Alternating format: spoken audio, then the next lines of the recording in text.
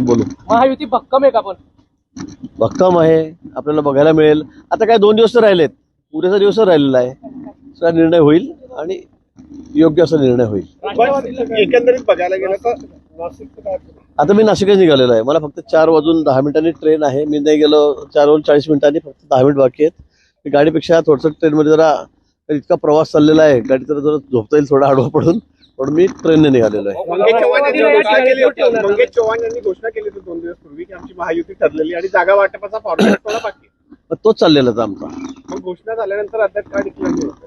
पहिले थोडा वेळ लागतो ना, अजून कुठेच डिक्लेअर झालं नाही. तुम्ही इतकी घाई काय करता? मला फक्त जामनेरच जळगावच काम मुहूर्त काढायला लावताय.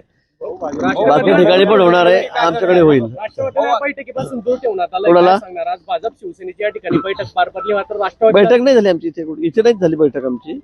पण आमचं बोलणं सुरू आहे आणि मला वाटतं आज रात्रीपर्यंत एक 2-4 जागेंचा आमचाच अंतर्गत आमचा घोळ चाललेला आहे. कोणाला कळायचं, प्रमुख कार्यकर्ते आहेत आणि निश्चित जागा गेल्यामुळे मग बऱ्याच मोठ्या जागा जाणार. कारण आमच्याकडे मागच्या वेळी 57 जागा होत्या आणि आता यावेळेला आम्हाला कमी जागा घ्याव्या लागतील, दोन्ही पक्षांना सामावून घेतलं तर. त्यामुळे त्या संदर्भात कोणाला तिकीट द्यायचं कोणाला नाही या संदर्भात थोडा वाद आमच्याकडे चाललेला आहे.